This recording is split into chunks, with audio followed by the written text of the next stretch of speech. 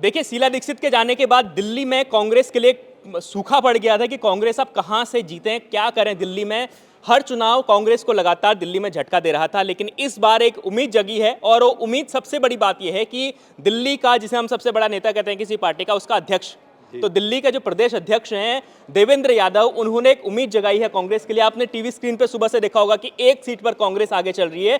तो वो जो एक सीट पर कांग्रेस आगे चल रही है वो है कांग्रेस के प्रदेश अध्यक्ष, चुनाव लड़ रहे हैं बादली सीट से, और वो आगे चल रहे हैं। सर, क्या लगता है कि 10 आपको कि किस तरीके से, क्या ये आज सीट, ये जो नतीजे हैं लगातार आ रहे हैं, ये जीत में कन्वर्ट हो पाएगा रुझान? अभी तो कुछ नहीं कहा जा सकता है, लेकिन देवेंद्र यादव वहाँ से अच्छा चुनाव लड़ रहे हैं। जिस तरह से वो, आप अक्सर मंच पे आपने देखा होगा, लगातार राहुल गांधी के साथ रैलीज में दिखे, एक नोन फेस के रूप में दिल्ली कांग्रेस का वो दिख रहे हैं। और दिल्ली में अगर 2-3 चेहरों की बात करें, अगर हम संदीप दीक्षित अच्छा चुनाव लड़ रहे थे तो उनके साथ में उनको वो विनिंग एज नहीं दिख रहा है, लेकिन देवेंद्र यादव बादली सीट पहले से भी वहाँ एमएलए रह चुके हैं। वो पिछली बार हारे तो वो तकरीबन जो आम आदमी पार्टी के भी कैंडिडेट वहाँ से कोई यादव ही हैं, वो जीते। वो अंतर बहुत ज़्यादा था, तकरीबन आम आदमी पार्टी ने 49% प्लस जो है वोट शेयर वहाँ पे गेन किया था।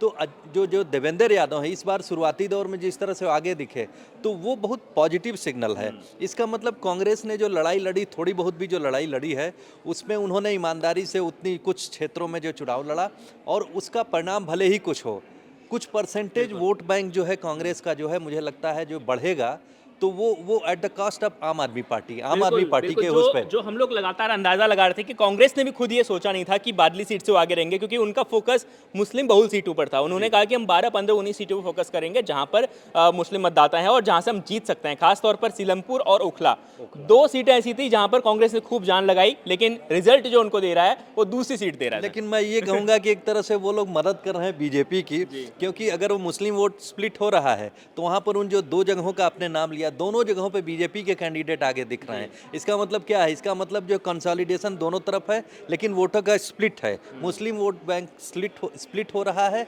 बीजेपी की मदद कर रहा है एक तरह से। लेकिन ये कांग्रेस के लिए लॉन्ग टर्म लड़ाई है।